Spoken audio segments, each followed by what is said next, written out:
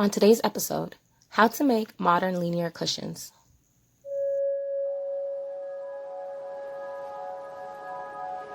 Hi,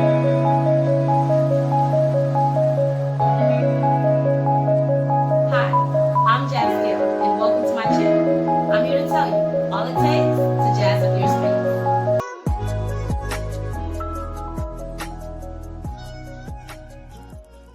Today I'm going to be sharing with you how to make linear cushions using everyday products that you can find in your local Walmart.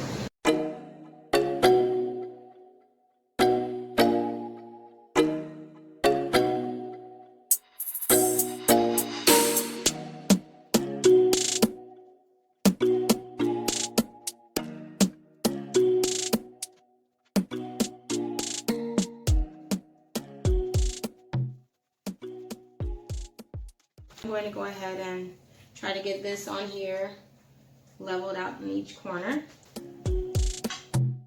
I'm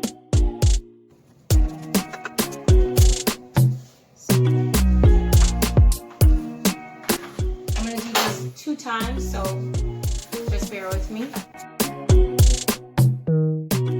Okay, so what I've done so far is cut my foam core board so that I have 2 different heights, 2 different sizes. Putting the side that I cut on the inside so that I can have a nice smooth edge on the outside. And as you can see, now it fits. So now the next thing I'm getting ready to do is I just want to make sure that I mark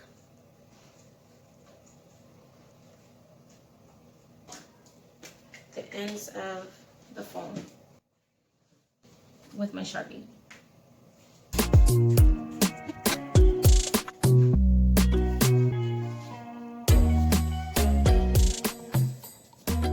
Another thing I just want to point out is I want to make sure that if you have a dinged up board like I do with these crazy edges, just make sure you try to get the sharpest edges so that you can have very rectilinear cushions. And now I'll mark this one as well.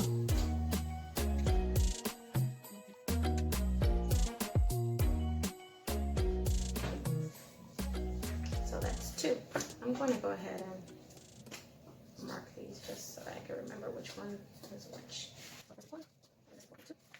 So now I'm going to go ahead and start the cutting process. Now I have a glass table, and I usually have a, I would suggest that you use a cutting mat, but mine is far away, so I'm going to go ahead and do this without it. But what I'm going to do is I'm going to try to use this side of the board so that I'm not scratching my table. So be sure to keep your fingers out of the way of the blade. I have some crazy stories from my college days with these X-acto. Okay, so now I have 2 boards, just about the same size. Now I do remember putting a number on each, so let's see which is which. Okay. So the next thing I'm going to go ahead and do is, I had my glue gun going here. I'm going to go ahead and hot glue gun these foams down to my foam core board.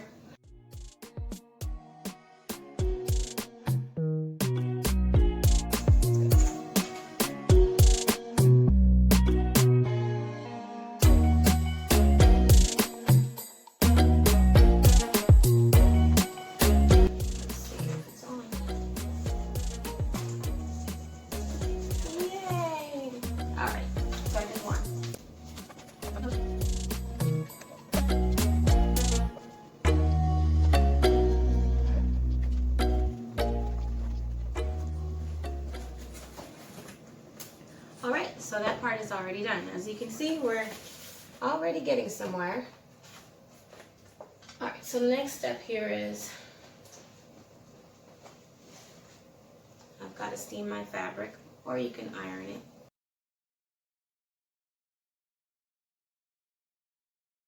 So I've got just over a yard, just a bit over a yard of fabric here.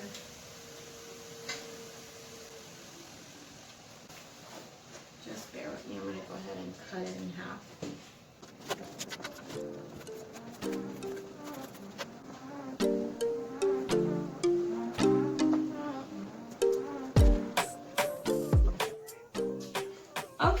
So this is what the finished product looks like. Now, I'm usually very picky, but on this one I'm really not going to be. So the back isn't all that beautiful, but it doesn't matter. So here, let's talk about this a little bit. I put my vinyl cover on here first, so that if it was to get wet, that maybe we could keep the sponge nice and clean. So let me go ahead and get started on number 2. Now, as you can see, this is my cover. I actually ended up using more than I expected to on this one, because I wrapped it a little bit further just in case water was to seep into it, it doesn't get onto the board. And I didn't wrap it all the way around. I cut it to the size of my cushion. Why? Because I didn't want to have really bulky edges with this vinyl cover. So I'm just going to go ahead and lay this out.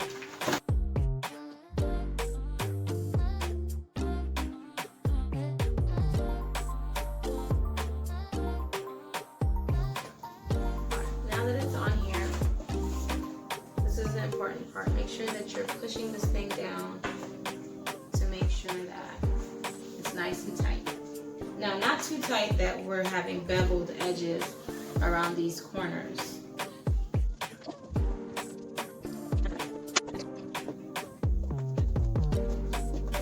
Alright, so I try to keep it nice and smooth in hopes that I have a nice consistency on this side. Now, what I want to go ahead and do is semi-center it. It doesn't have to be perfect. So I'm leaving just about 2 inches on both sides. But I would make these sides a little larger so that when we wrap it,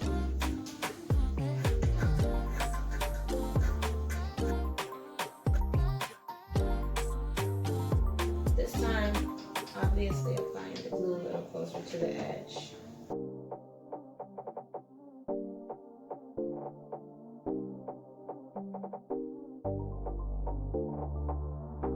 You want to go ahead and give your fabric just a nice little tug this way, so that we're getting a nice stretch and we're not having any wrinkles towards the edges.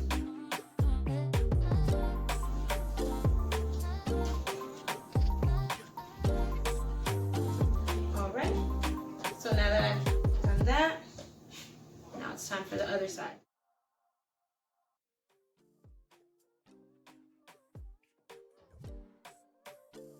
So that side is done.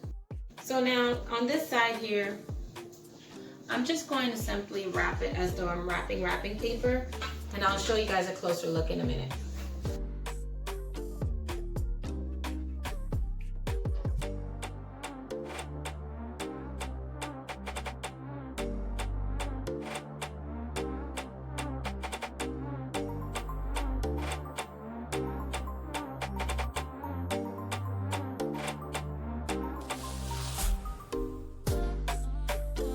Normally, what you probably might want to do is give yourself a little bit more gutter space so that you can fold it over and lay it down.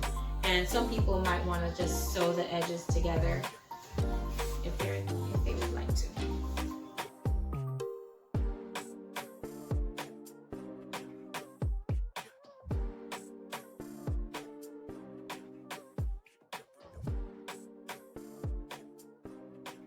All right, just putting on the last one.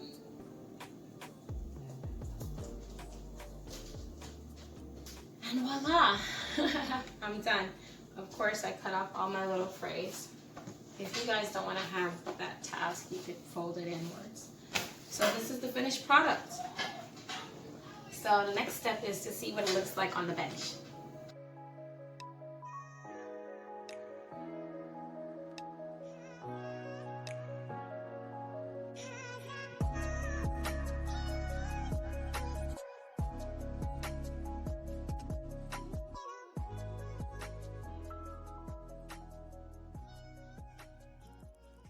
Hey, it's your girl Jazz Gill. Thanks for tuning in. For more episodes like this one, DIYs, design hacks, and more, don't forget to hit the bell, like, and subscribe. Also, if you'd like to follow along with me in all my design endeavors, follow me on Instagram at Miss J Gill. Till next time.